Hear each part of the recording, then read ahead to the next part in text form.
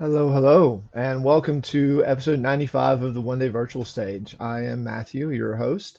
My co-host Abram is having a bit of technical difficulty today, so I am taking over primary hosting duties. You get to listen to me for a little bit. Not that I actually have much to say today, honestly. It's been a full week, and there's almost too much to discuss. So I'm just going to jump right into it, really. And then give our guests a little bit more time to talk, have a little bit more time for conversation afterwards, because I feel like today might be an interesting one. So real quick, let's just bring Abram on, say hi, make sure his camera and mic are still working and everything, and then we'll get to the fun stuff. There he is. What's Hello, up, brother man? everybody. Hi. So this is what it's like to be in the co-pilot. Right? Yeah, I got all the power today. I You can't know do you do. anything. How are you though? I'm doing well. This week has been it's been a test of my own. It's funny how busy I've been the last month, and I've been really focusing on resting because I've been so overworking, and now like I'm just finally coming back into my into the zone where I feel like I can fully get back on my horse because I've been so committed to a lot of big projects, and I'm excited to be here. I'm excited to although I have some power issues, I'm excited to be here. This is always energizes me to have people to hear from people up to big things. But I'm doing well today, and I'm glad that I don't have to deal with a power issue like many people around the world have to deal with frequently. There are some nice things about modern conveniences. Yeah, it's something that I take for granted. I didn't think an hour ago that I would have a power issue and that I would be joining from my phone. But this is it's kind of funny though because I feel I mean one of the guests you'll meet in just a moment here was talking like this kind of reminded her of COVID when we first started COVID. It was like when COVID first happened, we were all caught off guard and all our plans were shifted, and I guess it reminds me like that's what this whole virtual stage came out of was we originally were supposed to have a live event, and we're like, what do we do? Like everything stopped, the world stopped completely, and but I think some of the most beautiful things in life come out of unexpected chaos, unexpected unknowns, and Yeah. I think that's one of the biggest lessons or opportunities of COVID has been to like where's the looking for that collateral beauty, looking for the opportunity in the obstacle because it's just like jazz. The best music usually came out of a mistake.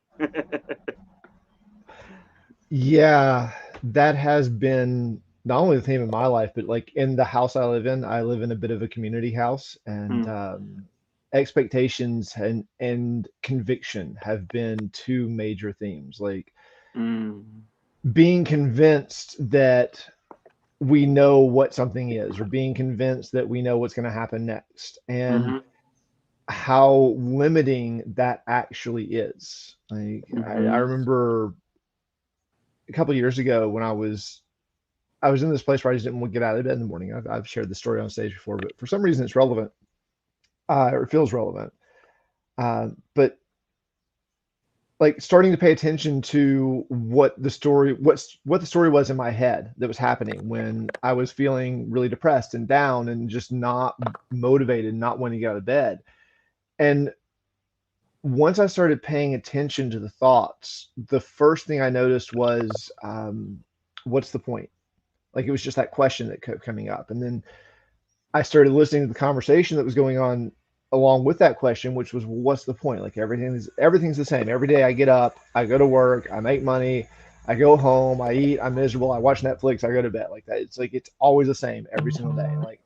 And I was just my mind was convinced that that was going to be that day and the next day and the day after that, and it was absolutely depressing.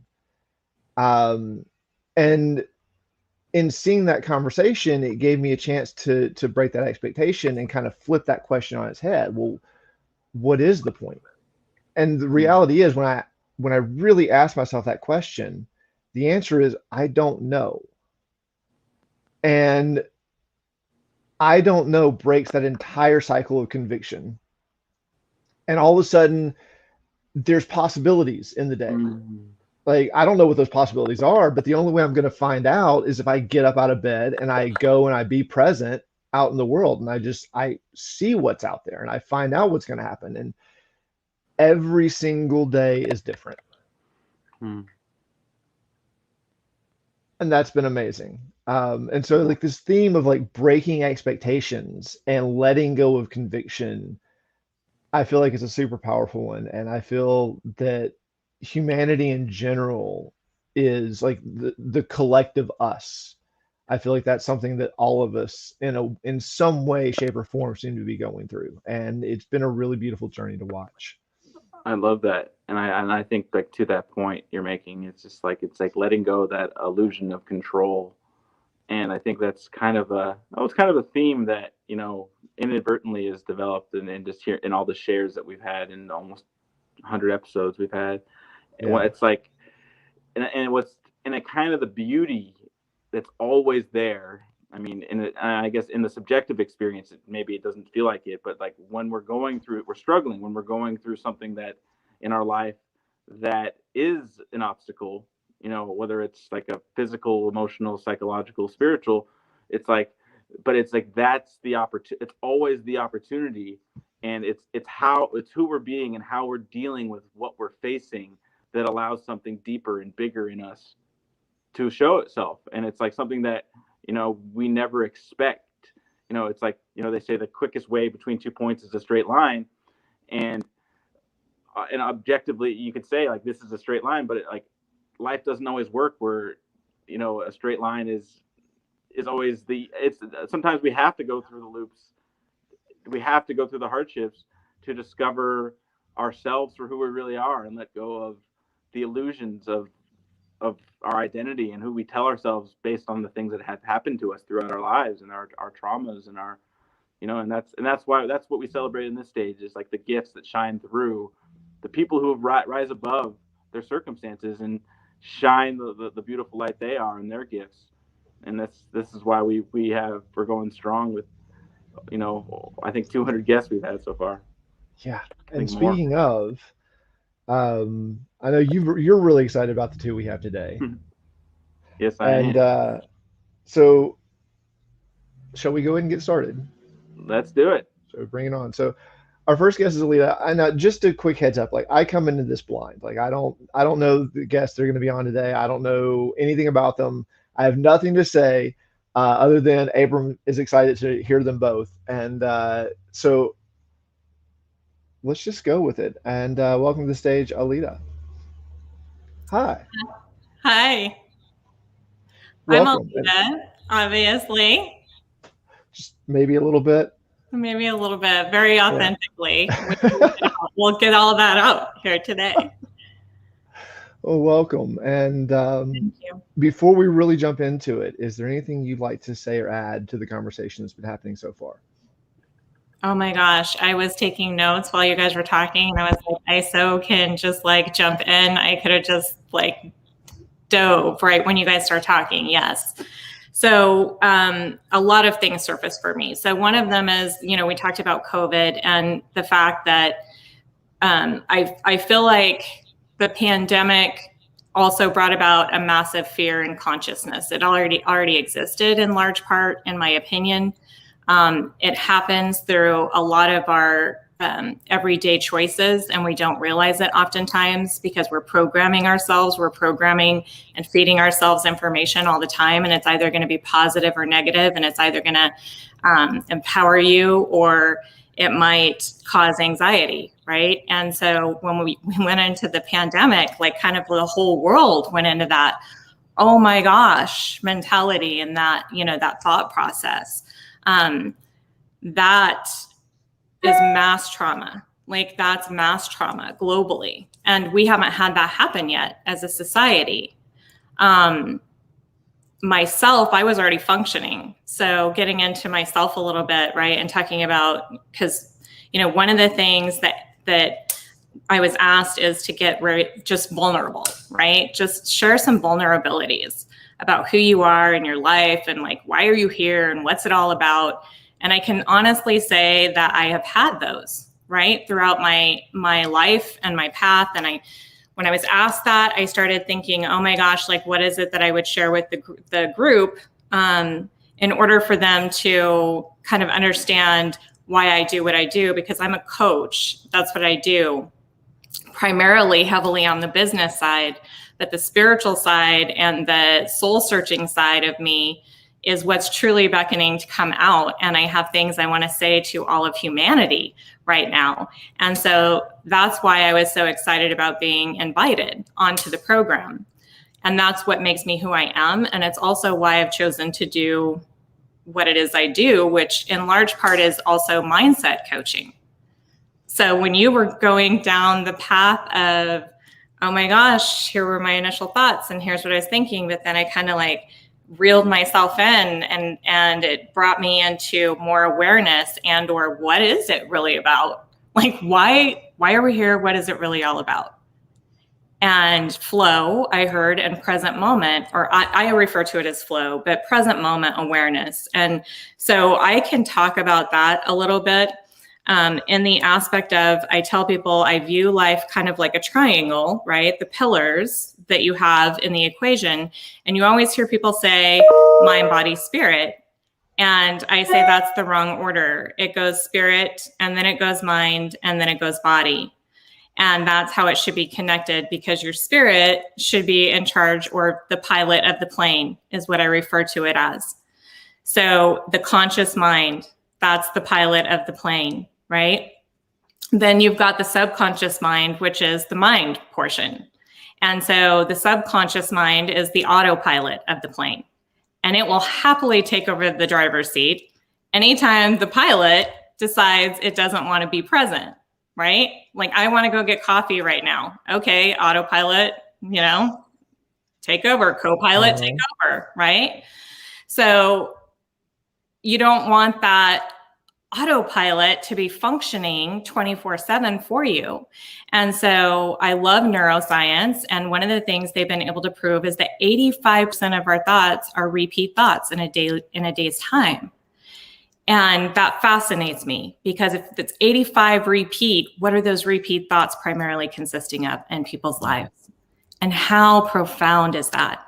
And if I personally can impact and like coach someone or reach someone and just get them to somehow understand, just try to pay attention and have awareness around the things that you're consuming.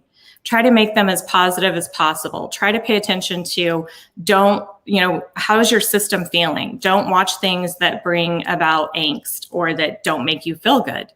Instead, consume books like Matt back there and enjoy, take the ride, enjoy it, be present, be mindful, choose wisely is my biggest piece of advice about the programming. I think that alone will impact people if they just pay attention. It's inevitable that your thought process will start to change. And then I have people say to me, well, Aileda, but I'm a realist, so I get that. But I tell them, if you're truly a realist, think about this. The majority of everything that's broadcasted is not positive on an overall haul. It's usually negative. And if you pay attention to that, or there's something negative within that programming, we need to be making a push to where we start speaking up and say, you know what, like, give us more positive consumption. Give us more positive options, like this presentation that you guys are doing here, so that it's something that will help me change my life and make me feel good about things versus taking me in a different place that may not feel so good. Yeah. So before we actually put you on stage and let you have your moment. I thought we were. Yeah, we're getting there a little bit. There's a couple of things there that feel worth unpacking. And hopefully my headset doesn't die before this happens. One of the big ones was you mentioned pay attention. Oh, yeah. So this is something that I feel like isn't really taught in most Western societies. Like it's the basic tenet of mindful awareness is just to be aware of one's thoughts. And for me, the most powerful aspect of that awareness has been the recognition that I am not my thoughts. Like this 85%. Yeah, the power of now, the recognition that like 85% of my thoughts are repeating. And that 85%, like when I really look at it, it seems like that's the personality that is Matthew. Like that's the personality that was created and programmed on this brain as I was growing up as a kid. Absolutely. And it's a construct. It's just all of the things that I have learned to not cope. That doesn't feel quite accurate. But your entire life's experiences, and it's become a way of existence. Yeah, exactly. Like it's up until a point of about 10 years ago, like I thought I was Matthew. Like there was no separation from me and Matthew. It was just the same thing, right? Yeah. And that simple action of just paying attention to the thoughts. Oh, wow. That's the game changer. That's where it all starts. Yeah, that was it. Then just want to be disciplined, beyond that. Exactly. And so from there, feels like that's a beautiful spot for you to just jump in and go. So, Aileda, if you're ready, the stage is yours. Thank you. So, so let's go back and touch a little bit in regards to childhood and childhood experiences and how those impact people. So for me personally, my situation was my parents divorced when I was 7. That was a very pivotal, kind of vulnerable point in time for me. Your brain primarily consumes the largest part of the information that you're going to store for an entire lifetime from, I think they say ages like 1 through 7 or 1 through 9. So any traumas that happen during that part of your life, they're probably going to, yes, Matt, as you were saying, be a part of who you are. And it's going to become part of your programming. Trauma oftentimes has a way of ingraining itself into our thought process, our patterns, and our systems. So for me, that was just a heavy time in life. And then I remember going to school after that and being bullied, right? And I was always super quiet back then. Hard to believe, I know.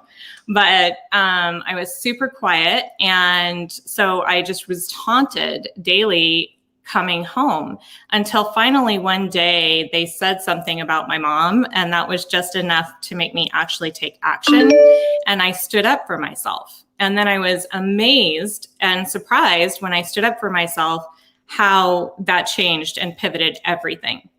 And the whole circumstances around that. So that really turned me and catapulted me into a person who always speaks up for others. So if I feel as though there's an injustice or something that is not right, or somebody is not being treated fairly, that's very ingrained in me now. And that's a very positive, a very positive turn on the aspect of something that could have been considered really negative, or something that would have impacted me in a negative way.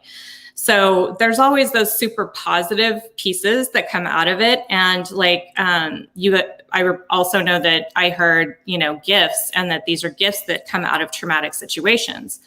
So I guess a couple of things. I want people to know that you can learn and you can grow throughout your entire life, and it doesn't take trauma to do it. What I think trauma brings about is an awareness, because then we're in a situation that we're kind of like, oh, holy crap. Like, what do I do now? Right? And you feel like things are spinning, and it's a sense of trying to grasp at straws sometimes. And sometimes it's the first time in your life, like you said, that you'll think like, what is this all about? Or why is this happening? Or you start to think of things on a deeper level. And then those are the things that cultivate the areas of opportunity or the fertile ground for your golden nuggets, your gifts to come out of those situations. there's a saying, and I don't remember the author who says it, but it's life. You have a choice. Life is either happening to you, or you consider life happening for you.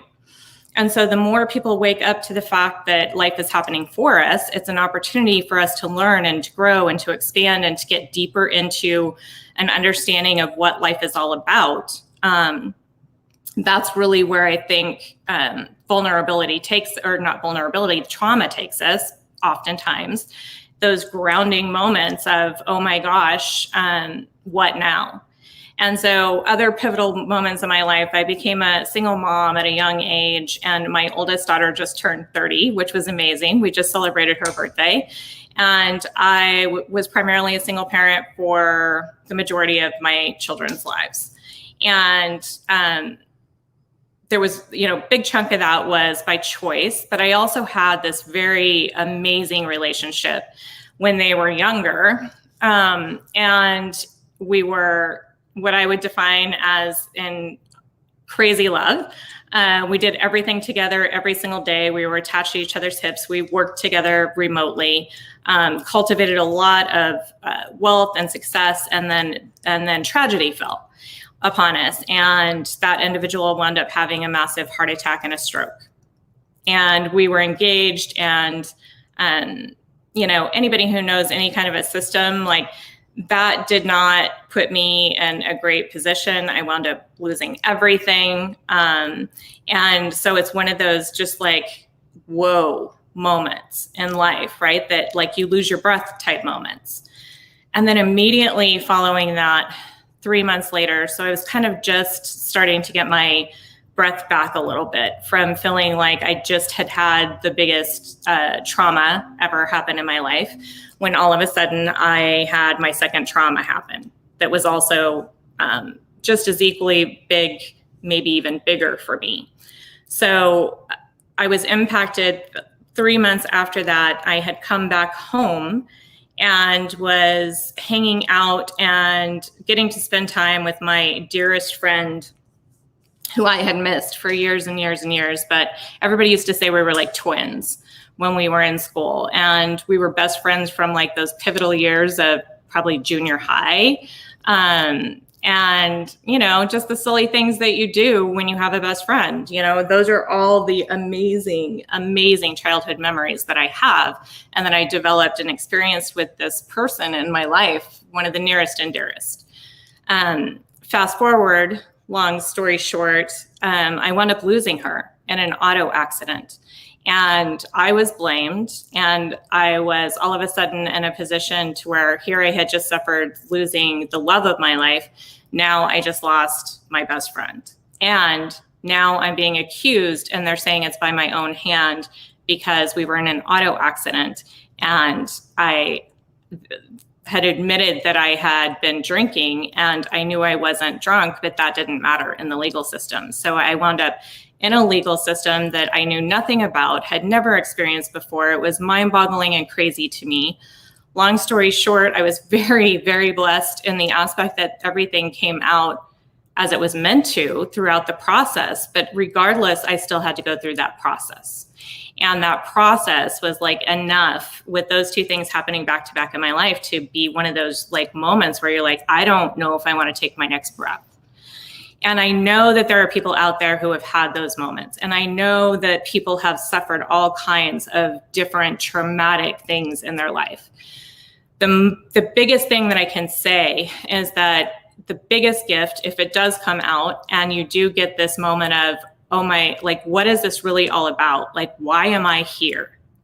Then it's one of the greatest gifts of your life. And it took me some serious soul searching and digging, and just like, a commitment, though, that no matter what, out of all of that was going to come something. I was going to birth something into this world that was going to make a difference. And so of that came my coaching. Fast forward now. On top of that, I've had some of the greatest, most amazing opportunities in my life. And so following those tragedies and really becoming more authentic and understanding who I am, and also understanding how do I go from that to an amazing life? right? And so how do I go from something that where I'm suffering so profoundly to having an amazing life, but not just that, but then having a life where I'm able to actually be of service to others? That's the key. And I think that when we get very humble and we get very real and very authentic through those things, I don't think I know that when that happens, that is when you have the gift of your spirit, or, you know, the pilot restored to your plane. And when that happens, you should do everything in your power to hold on to that, because that is what is the truest nature of the core of who you are as a being, that's just been unsurfaced, essentially. And then our job is now to make conscious choices with our life. So do I want to continue, Matt, like you said, you know, is this thought process, or is this something that I want to continue to habitually have? And how do I wake up to the fact that I'm even thinking? So meditation is another thing that I highly recommend. I recommend, and people, I've had a million people, not a million, it's an exaggeration, but I feel like it's been a million. And because I'm so passionate about what I do, there's people out there who think they can't meditate. And I'm going to tell you that your TV set is a form of meditation. That's why you like to sit in front of it, because it puts you in a brain pattern that meditates, puts you in a meditative state. This is, again, when you're in a meditative state, there's endless possibilities for things to enter and thoughts to enter. When you can do that and be in a quiet space, there's tools, there's audio tools, there's visual tools, there's audio and visual tools. There's so many different ways to meditate that people need to be more educated about. I would say that that would be a profound game changer. Since those tragedies, I've been a speaker at the White House. One of my greatest gifts, I will say, is this. And this was given to me by a person who's in the Marine Corps. This was given to me as a special token, which is my understanding they do not give these out to civilians or people who aren't in the Corps. And it was because of my work with a Marine Corps vet. So, and the transition and the huge shift that that individual is able to make. So for me, these are my greatest nuggets. These are my greatest accomplishments in life. These are my greatest joys in life. This is my biggest passion in life. And this is what I'm here to do, is be more vulnerable. And in doing that, we allow people to overcome fear of judgment. So people are always afraid to be vulnerable because they're afraid of being judged. And so my biggest message to all of humanity is that we need to learn that we need to come together, and we need to learn that we are all one, and that we need to get out of our boxes. We need to get out of our titles. We need to get out of our branding. And, you know, there's a series, and it's called One Strange Rock. It's hosted by Will Smith. I highly recommend it if people haven't watched it. It's so educational about our planet. But most profoundly to me is that the astronauts that go up are interviewed, and they talk about their experience. And the biggest thing they say they come back to this planet with is the understanding that we are all one humanity. So be more vulnerable, risk being ridiculed, I say, and continue to be your authentic self, because that's where it's at.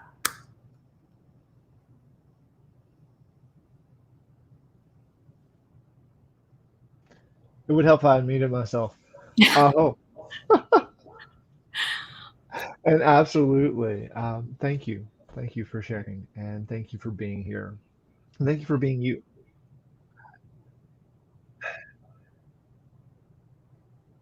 I wonder if you would take a little bit more time and speak about that transition from being trapped in pain and suffering over the two major losses, your partner and your best friend, Mm-hmm. uh, into, like, where did that shift actually happen for you? Where all of a sudden all of this was happening for you and not to you.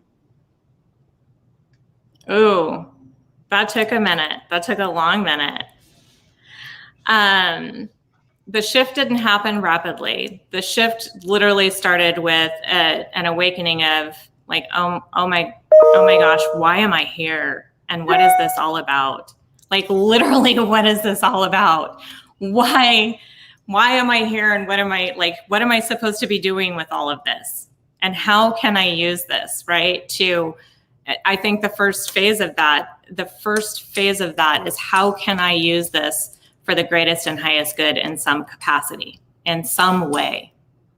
And grabbing a hold of that because you're driven and determined that this is going to serve in some capacity. And that is what then takes you down the path. I love that. It kind of, it rings to me like it's like a Damascus experience. And even that term it's we all have a point in our lives, you know. And I mean, for me, I guess it was a lowest low, but it was like, it wasn't necessarily a bad thing, but it was just a point where where it was I use the term existential inquiry, you know, like who am I, why am I, and why bother? And I feel like that, I mean, there's so many analogous stories and, you know, in different spiritual scriptures that point to this, but it's like, I feel like as humans, we're born, I use this now, like we're born sitting down, and we have to fall flat on our face with our in the mud before we can actually stand up fully. And I just feel like if we were, and it's like, I mean, just to use just the example, this is what I read from scripture. Someone might have a different opinion, but like when I read like the Garden of Eden, that's what I hear in that story. It's like, if we were born knowing we were perfect and everything is great, it's like human nature to be curious, to do the things that are maybe not good for us, but but how are we going to know they're not good for us unless we try them? And I think that's something that we have to experience in our lives. And it's like in my experience, and it's like my biggest failures, my biggest growth and biggest lessons usually came from my biggest failures. And my biggest lessons usually came from people I maybe disagreed with, or maybe I didn't understand. And it was like the humility to question, like, who do I think I am that I know anything for certain? And but what I hear in your sharing is Same. It's just again and again, I hear the diamond and pearls of humanity in your story. It's just through that pressure is where it allows beauty to shine, and and how you empower other people to do the same. And that's what's so beautiful about, you know, just having a calling like what you do. It's just like you had that experience, and it wasn't an idea. It was like the difference between an idea and an experience is an idea. An idea is like, Aileda, I have this idea. What do you think of it? And you'll tell me, and we'll have a back and forth. But an experience is something that has you. It gets you. And it's like you had an experience that shifted. It's like, this is why I'm here. This is what I have to share, and this is what and you, every time you have an interaction with somebody, and you make an impact and a difference in their life. Looks like I have power again. Every time you make, hallelujah. Preach. Every time every time that you make that contribution to somebody else's life, it only feeds into that knowing. And I think it's beautiful that you're standing, and you have a commitment so great, and that you're standing there, and it's just inspiring. Thank you. Yeah, the goal is to inspire, right? You have to keep inspiring, because that's what starts a ripple. And once you start a ripple, you know, then it becomes something more. Then it becomes a tidal wave. And then after it becomes a tidal wave, then it becomes a tsunami. And that's what we need to be doing globally, is helping people feel better and understand more. Education, right? Education of how this all works, like how your body works, how your mind works, how things physically work. You know, it's really important, because it all comes into the same thing and speaks the same thing. And that is, you know, shift your perception, change your life. Mm-hmm. Yeah, I've heard that put one other way before.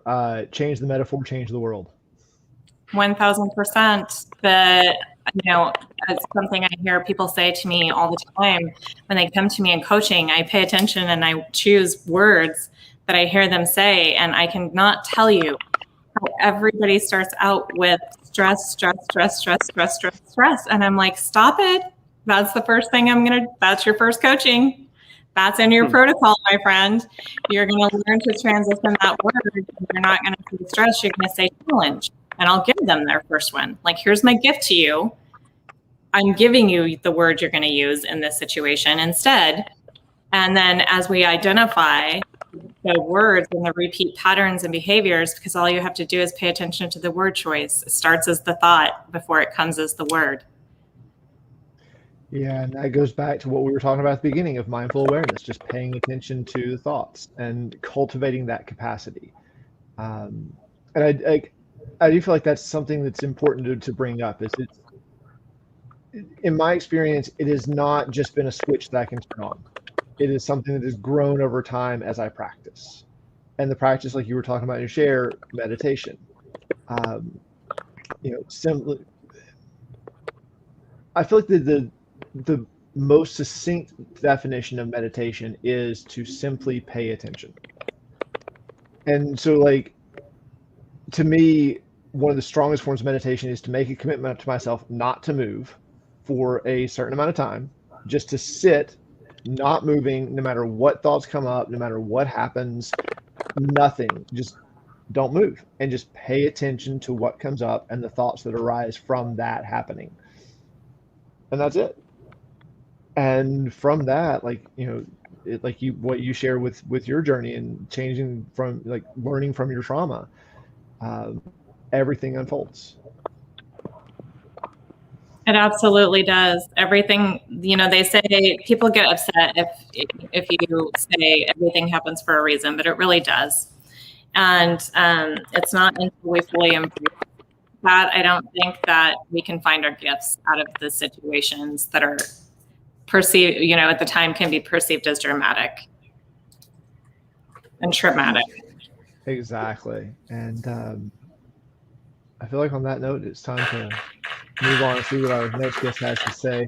We will check in with you later at the end. We'll bring everyone back on for a roundtable at the end. But Aileda, thank you so very much for sharing. We really, really appreciate it. And thank you guys. Thank you. Thank you, Aileda. Thank you.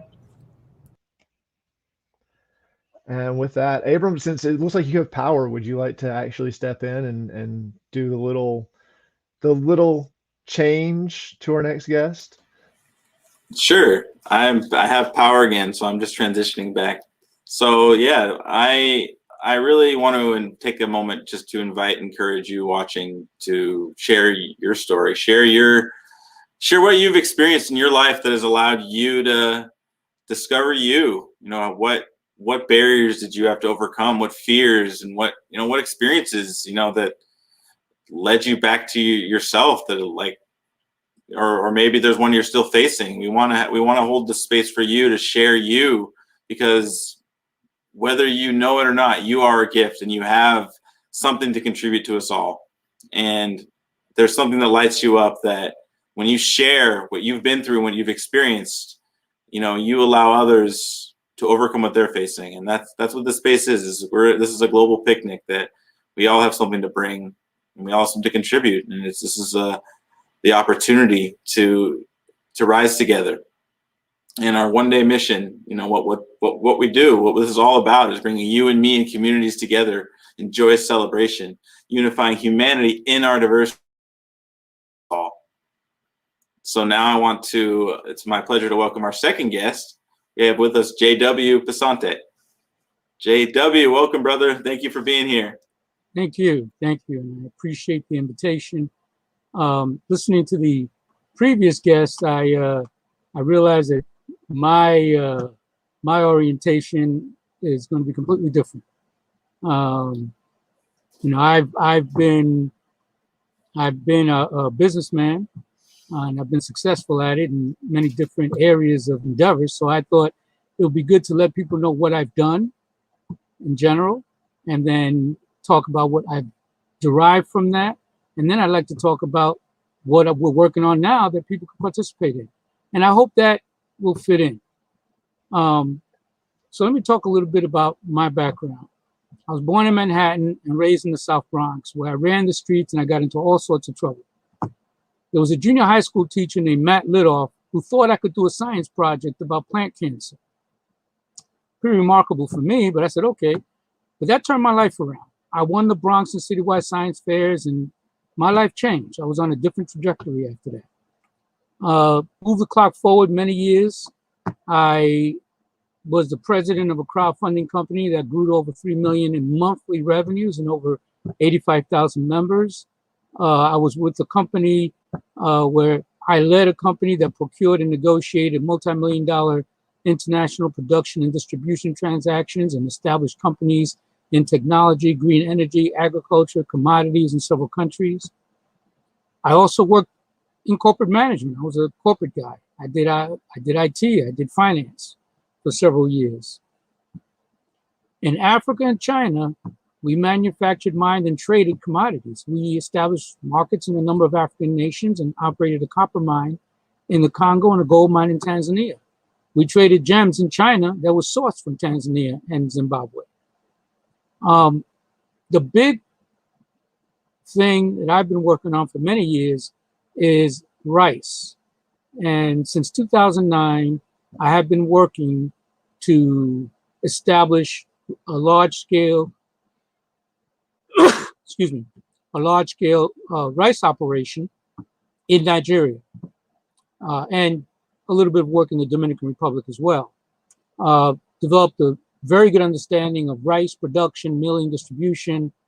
We engaged members of U.S. Congress, leading manufacturers of farm equipment, U.S. agencies that could provide assistance in pursuit of launching this farm. And our target production is 500,000 to 1 million tons of rice annually. Right now, we own a $10,000 farm, a 10,000 hectare farm in Edo State, Nigeria. That farm, well, 10,000 hectares is 25,000 acres, referencing it to the U.S. System. We've begun clearing the land. We expect to start planting rice soon. We're also in the midst of negotiating a long lease on 110,000 hectares in Oyo State, also in Nigeria. Until then, I did a few other things. I was an attorney. I used to deal in music and film publishing deals. So I sold the Norman Harris catalog to DreamWorks Music Publishing, and that included Disco Inferno, which very few people know was the 4th largest selling song of all time. And I also managed the sale of the Bob Marley Masters catalog to Warner Chappell Music. And that another little known fact is Bob Marley, a black man, is financially the most successful recording artist of all time, more than the Beatles. Marley sold over $1 billion worth of music after his death.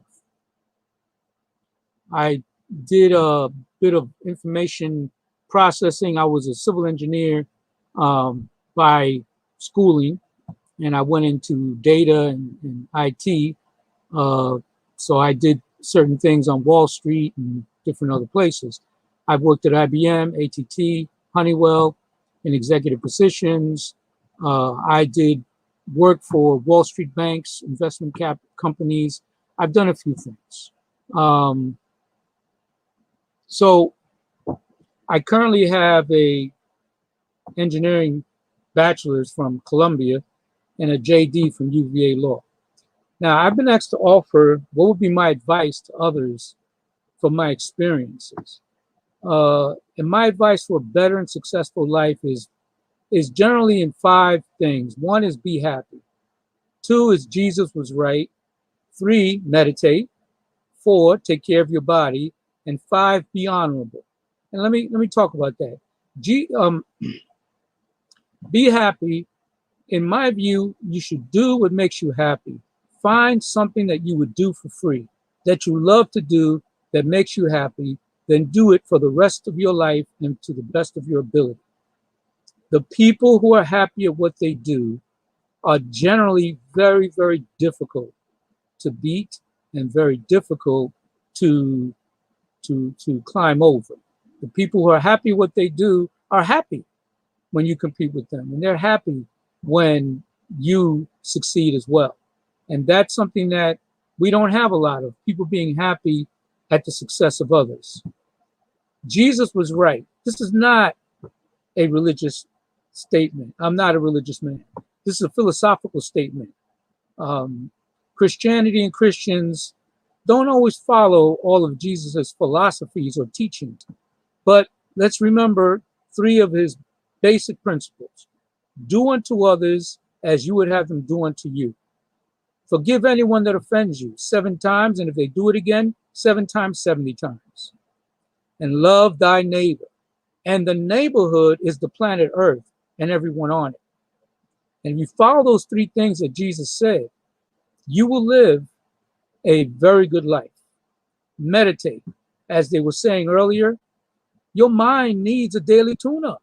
Would you drive your car 1,000,000 miles and never get a tune-up? Then why drive your brain for 90 years and never give it a tune-up? My son, who recently passed away from sickle cell and COVID at the age of 28, taught me how to meditate. He was actually my mentor when it came to being a better person, a better man, and loving myself and finding myself. For the last 3 years, 4 years, my son brought me on a journey back to spirituality, back to loving myself, and taught me to meditate and taught me many things about life that was remarkable that I thought I knew, but my 28-year-old son, who at the time 24, knew more than I did. So meditation will make your life better. It will help you see yourself and help you learn who you are and what you really want to do in life. Number 4 is take care of your body. You need a healthy body to succeed at anything. And even if you're disabled, you can have a healthy body. You exercise regularly, you eat healthy food, and maintain a calm and peaceful presence as much as possible. And last but not least is be honorable. It should be the first thing. But that has little to do with telling the truth. That has to do with 3 core principles. Keep your word. Keep your promises. You make a promise, do everything you have to do to keep it. Don't worry about whether you're making money or being paid. Keep your promises. And if you can't keep your promises, then the second principle is be transparent. If you can't keep your promises, then you have to be transparent to the person that you've made those promises to and let them know that you can't keep the promise and what would they like you to do to make amends for the fact that you can't keep that promise. Be transparent. That's my second point under the be honorable banner is be transparent. And then be loyal. And loyalty means that if somebody thinks they're your friend and you think they're your, then be loyal to that person. Don't speak poorly of them when they're not around. And respect their wishes, respect their privacy, and be loyal in many ways. If it's a business environment, loyalty will carry you a long, long way. Loyalty is much, in the long term, is much more respected and endearing to anybody you do business with than anything that you might observe in recent memory. And again, if you can't be loyal to a person, be transparent. Let that person know that if you were loyal, you can't do it anymore. Those are my principles for living a better life. Now, the next things that I am doing, that I'm engrossing myself in, I'm in them because I believe that there's nothing better a person can do than to build a life around helping other people's dreams come true, helping other people's sufferings get alleviated, helping other people be happy. And so one of the things I'm doing is this rice plantation or farm out in Nigeria. It's, as I said, 25,000 acres or 10,000 hectares, and we want to have 10 of them. Why? Nigeria has a 5 million ton a year deficit. We can grow 1,000,000 tons, 1.5 million tons of rice. So the first thing it's going to do, it's going to feed millions of people. The next thing we have to do, because we're out in the boonies, is we have to provide all the services that, by the way, every farm requires 5,000 workers, and we hope to have 10 of those farms. The one farm we have requires 5,000 workers, men and women who are going to have children, who have to have lives and have to have a place to live. The nearest city to our farm, we're in the jungle. The nearest city to our farm is 2 hours to the west and 2 hours to the east. So we have to build housing. We have to build energy, green energy, power, clean water, food for our farm workers. And we have to educate their children. But we also have to educate the workers, because it's our view that we're never going to be one farm, even if it's 110 hectares, we're never going to be able to solve the problem by ourselves. But if we teach those workers to become scientific farmers, if we teach them, and we have a deal with John Deere that they're going to come over and they're going to teach our workers how to take those machines apart and put them back together, how to fix them, repair them, maintain them. They're going to become super mechanics. So they can go off and build their own farms, we'll support them, or build their own mechanic shops, and we'll support them. And so our plan is to educate our workers and the children. And our plan is to provide our workers, and it's going to be at a full shop, we're going to have 50,000 workers. And at that level, we're going to have to provide housing, medical care, all the services, schools, and we've enlisted a number of professionals around the country to come there and provide the very best schools, the very best hospitals, on and on. We want to create a new generation of people. We're going to provide schools that are going to provide education from kindergarten through grad school.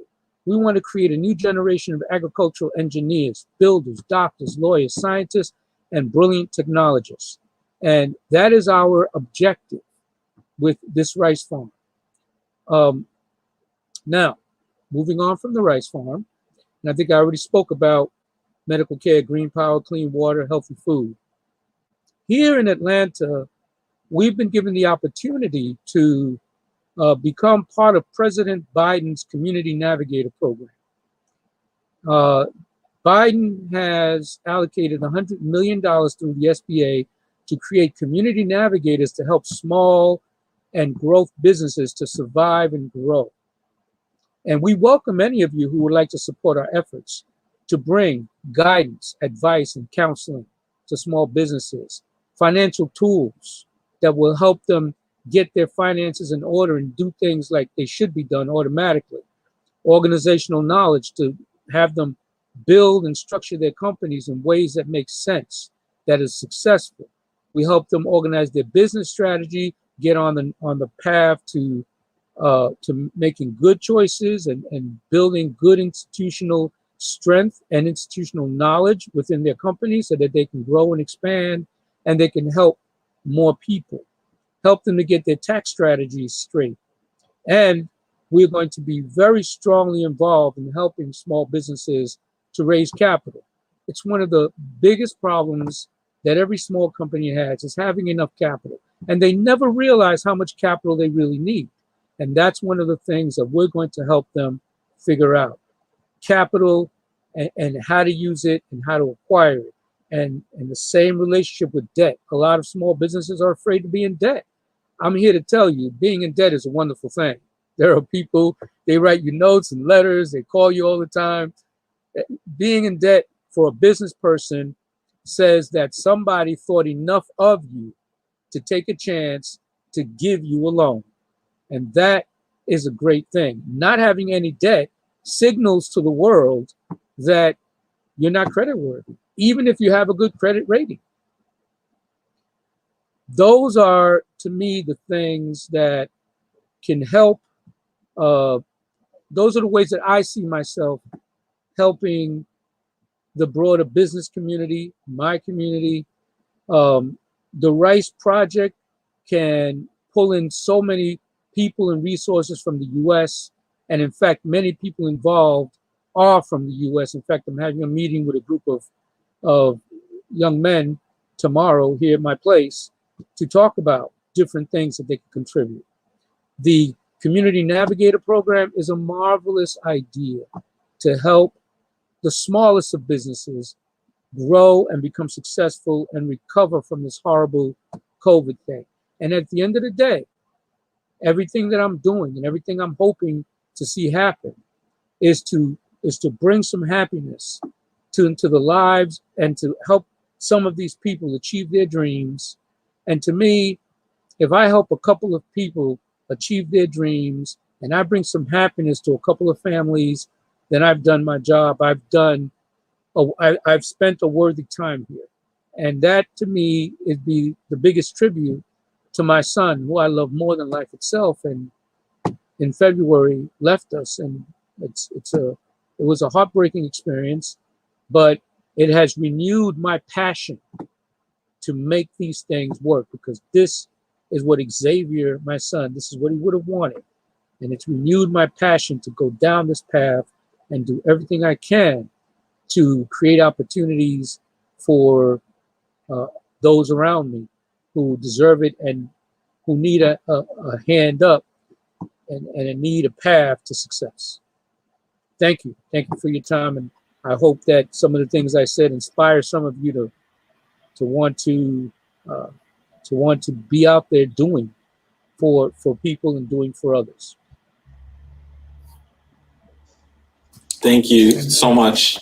Thank you. That was beautiful. That was inspiring, and I really hear you're a man of integrity, JW. It's really inspiring just to hear you just share about, the insight that you have to share for everybody, all just those 5 comprehensive things you listed, but what you do with your work and how it's so comprehensive. Like you're really focusing on people's needs, and it's amazing the amount, how thought out and how articulate your vision is, and how you can connect rice production to people's well-being and their own, to their thriving, not just economically, but just intellectually and spiritually and, psychologically and everything, all of the above. And I think it's like, and I just love everything that you shared. Is I just hear your commitment to community and to your neighborhood. As you said, it's all one. We're all one community and one neighborhood. And the fact that you've put so much, effort and so much work into it for so long, it's inspiring. So just thank you for who you are and for what you're up to and for sharing with us. It's really powerful to hear. My pleasure. And funny thing about things like this, you don't think about what it really means. You just do it. I wrote a business plan for this rice farm 10 years ago, and it's been added to. And then about 5 years ago, it struck me that we'll never be successful if we don't find a way to make our workers have enriched lives. We'll just be turning over. There'll never be any knowledge developed about the land and the rice. We have to teach these people to be scientific farmers and mechanics and all these things. And we have to grow their children into these pathways. And if we don't, it's going to be a short term. We're going to make some money and that'll be it. But if we want these things to be successful, we have to focus on the most important capital of all, and that is human capital. It's so beautifully put. And what you're pointing to is just like, and that's very foundational about what we're about with One Day. Is it's like the lessons that your son taught you. It's like that's the same thing. We have the same lessons to learn from people. We want them to be so empowered as scientists and as farmers that they can teach us. And it's because they're like everybody. And that's the thing is, the whole world, every culture, every corner of this earth is something that could, you know, move us along, and the obstacles that we're dealing with that we don't even consider. If there's some new perspective, new with a new paradigm of people loving their neighbor and loving taking action in their community, in their greater community. What's possible, that's what inspires me. And that's what I see you're doing, is you're not only providing rice for a generation, you're providing prosperity and ingenuity, invention, and love in the future. Absolutely. Thank you. Teach a man to fish. That's exactly right. So I get the sense that Xavier was someone who very much looked at the bigger pictures. Does that feel like a fairly accurate statement?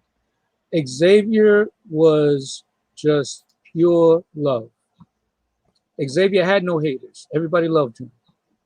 Xavier understood at the age of 9, when I was, pulling in the bucks and making big deals. And Xavier at the age of 9 came to me one day and said, "Dad, when is it enough?"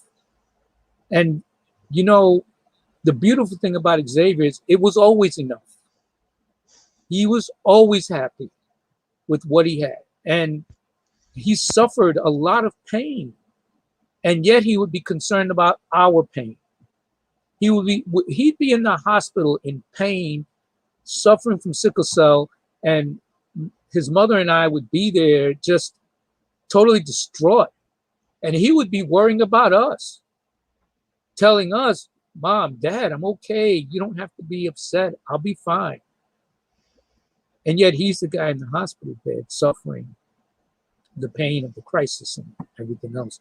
He saw the opportunity, because he worked with me on this and he helped me do a video on the whole rice thing. And he saw in this an opportunity to really transform at least that area of the world, and possibly the whole world. He saw this being transportable to every country in Africa, to India, to countries all over the world. The idea that you could build a farm and that farm would have enough productivity that you could spur the success and the lives and influence positively the lives of hundreds of thousands of people.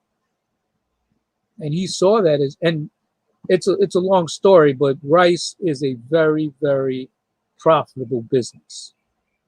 And the problem with the typical American businessman is they can't wait to put billions of dollars in their pocket. From this rice project, we can put billions of dollars in our pockets, but what am I going to do with it? What? Give it to the next generation? I don't need it. Nobody in my family needs it, but it can create structures that will feed, house, clothe, and educate. And to me, education of the children is the most important thing. It gives them future, and they will save this planet. So that brings up the big question for me, which is, what are we teaching our children? And this is something that I have set with for decades now. What are the core assumptions that have created this society that we live in today? What are the core assumptions that have created this economic model? What are the core assumptions that we keep passing down? And are they actually working? Are they true assumptions? One of the biggest ones that I've found is the assumption that we live in a world of scarcity. Scarcity exists. I won't argue that at all. But from everything that I've experienced, everything that I've studied, all the data that I've gathered, scarcity exists in locations, not globally. Scarcity exists because someone somewhere has been hoarding resources. Someone somewhere has been redirecting funds. Someone somewhere has been whatever. Scarcity very much seems to be a man-made phenomenon. And the world we live in actually is abundant. As you began to speak, that is exactly the words that ran through my mind. This world is abundant. There's plenty of resources. Yes. We can fill double the population on this world. We can feed, house, clothe children. We don't have any scarcity. We have abundance. What we have is hoarders, thieves, and people who continue to take the resources of the world for themselves way, way beyond what they need. Exactly. And so let's jump into for a second to the source of that. Like that assumption, once someone believes it is true, there's automatically a fear of not having enough that gets embedded in that person. And that fear, if not managed, if not acknowledged, if not healed, if not, overcome, that fear becomes greed, that fear becomes hate, that fear becomes cynicism, that fear becomes racism, that fear becomes, lust, it becomes whatever. And it's that core fear that seems to be driving the evolution of capitalism.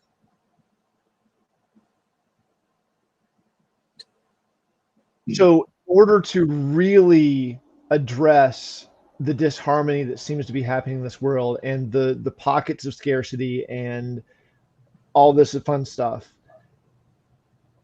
it really feels like to me it's time to start addressing the assumptions and dealing with the fear. And then from that, everything else flows, right? I think the problem is that most people don't understand capitalism. Okay? It is a fact that the society has grown, expanded, and done better under Democratic presidents and Democratic administrations, and I'm talking back to Lincoln forward, than under the Republican administrations. Because the Democratic presidents and the Democratic view of the world is to spread and share the wealth. The Republican has most often been about concentrating the wealth and keeping it in the hands of a select few. So that really plays against capitalism, because when you concentrate all the wealth, you get what happened in 1929. The market crashes. It wasn't that there wasn't abundance. It wasn't that there wasn't riches. The United States has the most abundant riches that had ever been in the history of its existence. In 1929, we had more than we'd ever had before, but it was concentrated in the hands of a few powerful robber barons, for want of a better term. In fact, it was so bad that after all that has happened and all the billionaires that we know about now, the richest man that ever lived is still John D. Rockefeller. He is still the richest man that ever lived, in spite of Warren Buffett and Elon Musk and all of them. John Rock, because during that period of time, they concentrated the wealth so badly. There's a story that's told about Henry Ford. These guys used to meet. Vanderbilt, Morgan, Rockefeller, a bunch of these guys used to meet, Andrew Carnegie. And at a meeting, they were all giving Ford a hard time. They were attacking him because he was paying his workers too much. And they were now in the Depression. And they were upset. You're making us look bad. You're embarrassing us. You're paying your people 15, 20% more than we're paying our people. And Henry Ford was very colorful in his language, so I'm not going to use all the words he used. But he looked around at them and he said, okay, so then what do you expect me to do? Who's going to buy my cars? Because none of you are going to pay your people enough to buy my cars. Somebody's got to buy my cars. So I'm paying my people enough so they can buy my cars. And that's how I'm going to make it through this depression. I'm going to watch the rest of you SOBs bury yourselves. Capitalism works best when wealth is distributed, because that means that every individual citizen can contribute to the growth of capitalism because they can buy stuff. You can buy shirts and clothing. You can buy a car. You can buy a house. If you can't buy stuff, capitalism crashes. That's what happened in 1929. That's what happened in 1987. And that's what continues to happen. Whenever we have these cyclical crashes, it's because of the hoarding of wealth by a few powerful people. Absolutely. And so, okay, can I ask just two questions? I'm going to open this up to everybody because these are the, like, you guys are getting to the root of it. Yes. So, two questions. Yes to everything you just said. And if a society is capable of caring for the needs of every individual in that society, but consistently chooses not to, is that society worth participating in and perpetuating? And two, how much do we actually need to fulfill our missions here on this planet? Well, number one, a society that refuses to prioritize its human capital is doomed to failure. So you don't have to worry about staying with it or not staying with it. It's not going to be around much longer. Mm-hmm. A society that has the kind of wealth and abundance that the United States have and refuses to share that wealth and continually makes white poor people think that their enemy is black people and that their enemy is that black people are stealing the wealth and continually lies to the people who would be our most natural partners, the people who are on a similar economic plane. When you continue to do that, sooner or later, you will destroy yourself. It happened in Nazi Germany.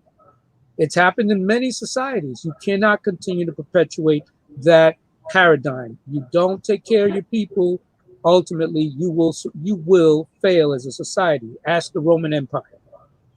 Okay. So the answer is, you know, I own some property in Colombia and Nigeria. I'm not really sure I'm going to be in the United States forever. Because I see the United States right now in the same place as Nazi Germany in 1925. Mm-hmm. I tried to tell people back in 2015 that Donald Trump could be elected, and don't forget that Hitler was democratically elected twice. Okay? Hitler's party was democratically elected. It wasn't a coup d'etat. And he barely had 30% of the electorate on his side. Just like it happened in Nazi Germany, it can happen here. This can turn into a fascist autocracy. It can happen here. So staying here, is it worth saving? The United States of America is worth saving. Can I say that generally about every other country? No. But will it be saved? I'm not sure. I'm not sure it will be. But it is worth saving. I personally, I'm born in the USA. I'm a patriot. I love my country. I love my people, all of them. I don't, you know, I'll tell you, I prefer, in a lot of my social environments, black people, but I love many white people, Hispanic people, Asians. I love many of them. I love everybody. And I think that if we all grow to love our neighbor, we can solve the riddle and we can save the United States. Now,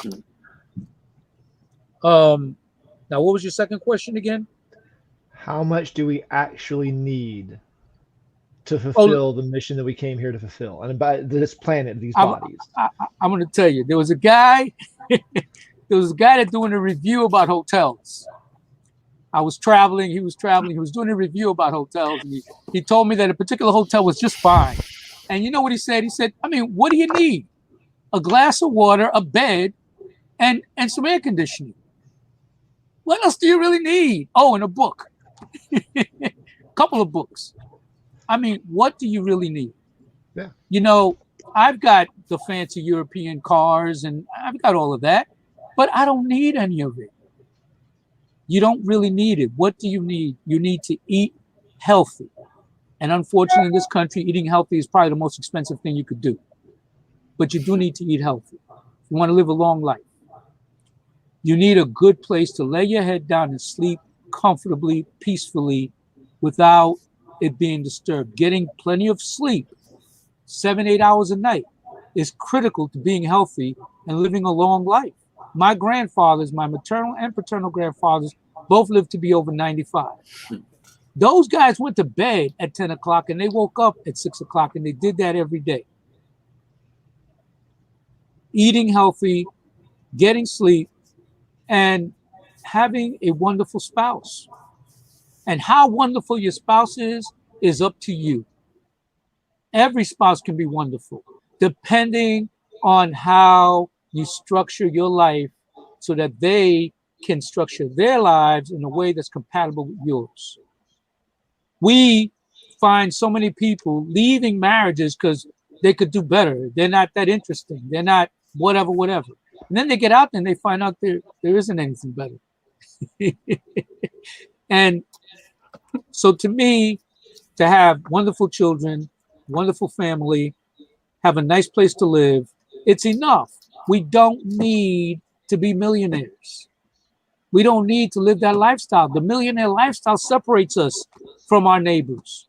It separates us from comedy. And, you know, the people who are happiest are often the people who live in the inner cities, in row buildings, in nice neighborhoods, but who can walk next door and knock on their neighbor's door and say, hey, I need some sugar. You know, or who have a party and just tell everybody, come on over. And all of a sudden there's 100 people in your house. And everybody brings something. It's joy and laughter. You know, millionaires live, okay, I admit, like me, on 4 acres of land and big houses that we don't need. And, you know, that's where millionaires live. And they don't often interface with the wonderful people on this earth. Yeah, that's so. I mean, it's comprehensive. I want to let Aileda chime in. Yeah, I know she has something to say about education. And chomping at the bit over there. Dense. It was dense, everything. So, but please jump in. Aileda. So it's from excitement, JW. Everything that you were saying, I was like sitting backstage and I was taking notes, and I was like, oh my gosh, what? Oh my gosh, what right now? So, I had so many thoughts reeling as you were talking and I was listening, and it started kind of in that sector of education, and it's kept rolling ever since. So you said, I'm not really sure like how we like, or why we intersect, or why we're on the same program together.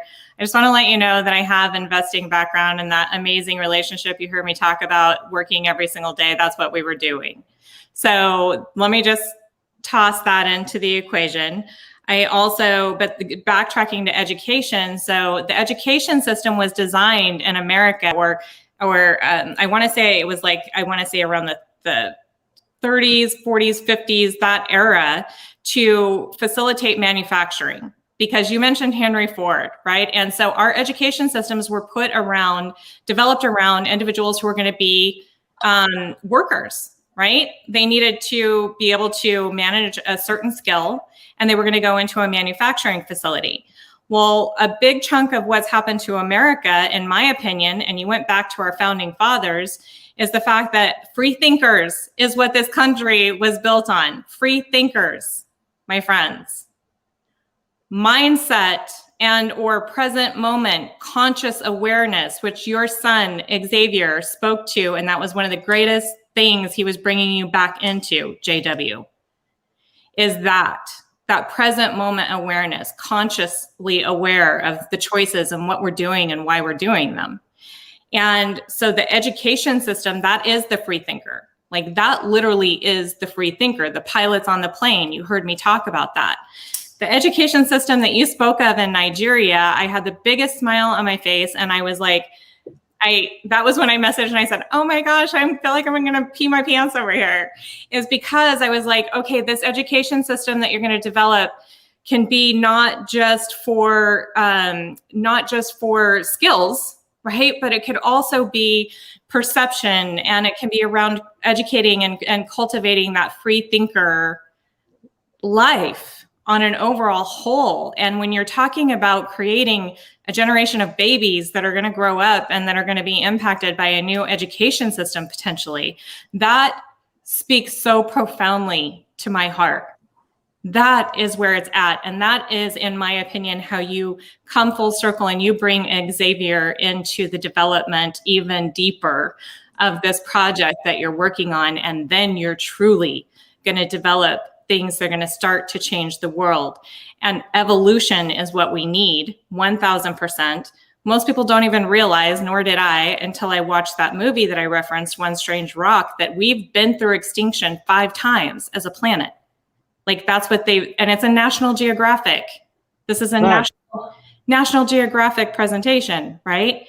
And so it's about getting educated, but the education needs to be the right way. And I also, when I heard you talk about success, you mentioned, you mentioned that you have to basically have support, right? And so it's about connection and having the support, and it's about the perception. And we talked about all of those things, and meditate, like all of those things can go rolled into an education program that will profoundly change everything. And when I said a ripple effect, I said I'm happy to do a ripple effect one person at a time. But my whole mission is that I want to impact the masses, JW, as big and as hard and as profoundly as I can to create a tsunami of evolution. And I heard what you said about America. So I'm going to come back a little bit too. So when I was invited to the White House, it was to give my business opinions on international trade agreements. And it was under the Obama administration in 2016. And that was huge, and it was profound for me. And I was able to, because of international business and understand a lot of the shortcomings that we have globally all the way around as far as doing business with each other as different countries. And I heard you also mention, Black, I heard you mention white, I heard you mention those things. Those are the titles and the boxes that I said, I feel like we need to learn how to some way, like get out of those, because at the end of the day, in my opinion, and this is just me, there's 2 things when you boil it all the way down. There's people with good intentions and there's people with not so good intentions. And to your point of, you talked about it wasn't integrity, honorable, right? And so really it's just about people doing business with people who are honorable. As a kid on the streets of the South Bronx, and I did a lot of things I shouldn't have done. And the people that I was involved in, you would probably think badly of. But we had, not you, I mean, the society. You mean society. But those people, honor was the thing. Yeah. They were about being men of honor, and that's what they taught, and that's what they preached. And if you weren't with the program of being honorable, the consequences were dire. But it's a lesson from a group of people that you wouldn't think have that. And then when I got into business and other pursuits, when I started reading about successful people, it's a thread. Like they talk about Trump being president and having done these things. And what I try to tell them is it wasn't he who did it. It was Fred, his father. And while his father was a mean and racist and all of that, but he was a man of honor. He kept his promises. He was transparent and he was loyal, something his son never got. And so there's always going to be, you can be all kinds of ways and still be successful, but can you be truly happy? And if you're not happy, you might as well not be successful, because what's the point? And and the beautiful thing is that my children were listening. When I said to them, when they asked me, what should I be when I grow up? And I said, be happy. And they looked at me and said, no, but I want to be a lawyer like you. And I want you to be happy. And that's what I told them. And they grew up and they're happy. They listen. They're doing things they want to do. And Xavier was always happy, in a lot of pain, but he was always happy. The problem that we have in this society and over there in Nigeria as well is there's a lot of corruption in the way people think. And what we want to do is have schools that are going to be basically isolated in the jungle for our 200,000 kids. And in those kids, we're going to teach them love, joy, and happiness. We're going to teach them to tune up their minds with meditation. And we're going to teach them science and math and facts. And we're going to teach them that when you get something, you ought to be giving something. You ought to be giving something of your heart, your soul, your mind, or your wallet for whatever you get. Because if you're not giving and you're getting, you're a hoarder. And if you're a hoarder, you're basically stealing the resources from the world, from all the people who could have benefited from it. And you're doing what with it? Putting it in your bank account? You're taking your knowledge and keeping it to yourself? But how do you move a world forward? You move a world forward by taking the knowledge from generation to generation to generation and keep that knowledge moving. That's how you save the United States, and that's how you build the world. I think the U.S. can be saved. Absolutely. I think it's going to take a lot of people like you, and a lot of people like Abram and Matthew. It's going to take a lot of people with a lot of heart and a lot of guts to save this country, but it can be saved. I love the country, and I love the people of this country, and I know that they can do it. Everybody is everybody's got the ability. So realist, they don't show us, they're not public broadcasting all the miracles. They're not public broadcasting all the people who help one another. They're not, it doesn't mean it's not happening. There's just as much of it happening out there. This I know, because this is one of the challenges I give in my coaching. Pay attention, consciously just be aware in your own lives, and just make note of how many nice things you witness. You just witness. And when you talk about happiness and joy, it's not necessarily something that can be taught, it's something that's felt, right? But that feeling comes from being supported, like you mentioned, the loving spouse, but that also comes from connection, you mentioned. All of that ties together, all of it, 1000%. So I love that. What you're just saying, it's really how you listen and what you listen for. And that's why this virtual stage was created amidst the pandemic.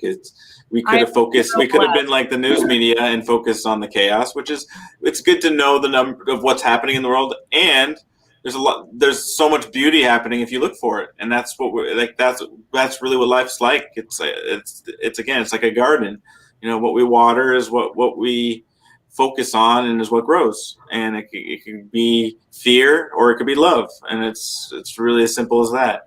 And I'm really and I love it. This happens every time. There's always somehow, some way it comes full circle with our guests, not even knowing each other. And it's like, there's always, this conversation is so universal, but it's so micro and macro. And it's like, it's in our own experience, but it's in our experience of our world and of our neighbor. And, and this is what this is a paradigm. I said that when I was speaking with you, Aileda, is the word paradigm, but it is a paradigm shift, that this is an invitation to be in a space where we can listen for the bigness, the beauty, the possibility of our neighbor. And it's like, and when you can find, and it's like in that practice, it's like where we can, this is like everybody, we're every moment we're all tested, how can I be loving in this situation? How can I be patient? How can I be forgiving when I just feel resentment? How can I be like, but it's like, how can I find beauty in the most seemingly ugly situations? But being in that space is the opportunity for us to create something bigger and greater than we ever could have imagined. And that's what not only will heal this nation, but it'll heal this world and take us beyond what we even imagine. Just by the gifts that we not only will uncover on the way, but also the new gifts that when we build bridges in communities where where there's love with no borders. And it's just, every community has it, and every individual is a free thinker, is a free spirit to be, and to contribute, and that's the space we hold. And I just I'm inspired by both of you. I just feel like I leveled up just by being on this and listening and observing. And I'm going to watch this again because you both had so much that was so relevant for me right now. And it's just so it's beautiful to hear and very encouraging. And just thank you again for just being with us and just sharing your gift and just for inspiring us. I know this is going to bring a lot of value to a lot of people. Yeah, I'd like to shift gears a little bit, because this is one of those conversations that I feel like it wants to be shared. And in some ways, like, as many wonderful people as we have working with us, one of the things we're really lacking on is the ability to edit clips, to create micro content that really catches people's attention and can bring more attention to conversations like this. And so I just like to put something out there to the universe, to anyone who's watching now, to anyone who's ever been on the stage. If this is something that you would like to see shared as well, and you have that capacity, if you have the video if you have the video expertise, if you have the technology and the ability to go and edit this and market this and share this with the world, please reach out to us. We would love to have you on our team, and we would definitely do everything we can to support you in whatever you're doing as well. Yeah, I feel that way. Every share, every episode is a golden ticket, and it's like, there's so many beautiful things that the people that have been drawn to the stage. I'm just inspired by both of you. So thank you both again for being with us. And I want both of you to come back soon and share some more. And I want to hear more stories about your music publishing days, JW. That's awesome. I've been a career musician myself, and I would definitely love to hear your stories. Can I be with JW again? we can arrange Absolutely. that. I'm super grateful to all of you. This has been so much fun. I have thoroughly enjoyed myself, and I have nothing but gratitude for all of you. Thank you. Well, let me say that it's gratitude that has allowed me to survive the passing of my best friend and my most loving son, because I could look back on those 28 short years and remember all the things that I did as a father for my son. And I'm grateful for the life I was able to give him, for the time I was able to give him. I'm grateful for the things we did together, and for all that he meant to me. And it's by showering myself in this gratitude that I've managed to come out of the pain and be productive again. Yeah. Gratitude is the attitude of abundance. That's exactly right. Thank you for sharing that. It's very, very powerful reminder. Guys, thank you so very much. And to everyone who is here watching, thank you for listening. Thank you for staying with us. It has been a wonderful episode that has gone longer than usual, but that's okay. It's the best ones usually. Yeah. A lot to say, a lot to dive into. But yeah, thank you again so much. Look forward to having you back again soon. And I want to follow up with both of you. I'm so inspired by both of you. So thank you again, and thank you at home for tuning in with us and for being a part of this conversation and being in the listening of this new paradigm that that we're holding for each other. And together, this is the space that we hold. Together we rise, and we have some projects on the horizon that I'm really excited to share. And I want to just invite you to be a part of this stage and to share your gift on this stage.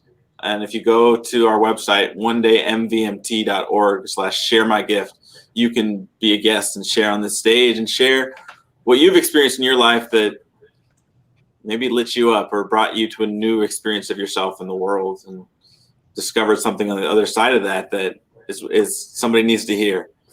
And part of our one day vision, and this is why we're here, is humanity is rising in a connected world where each person's unique gifts, genius, and contributions are valued and magnified through a higher level of collaboration. producing unprecedented new realms of possibility. And that's what this is about, one conversation, one share at a time.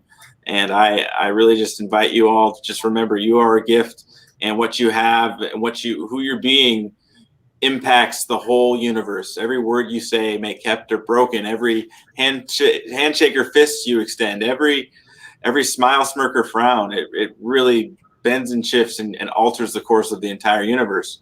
And that's what inspires me, is what's possible when we all recognize and remember that and stand there together. But I love you all. We'll see you next week. Be safe, be well, and until then, as always, one day is today. Peace, everybody. Thank you. Peace. Thank you. Aloha. You guys.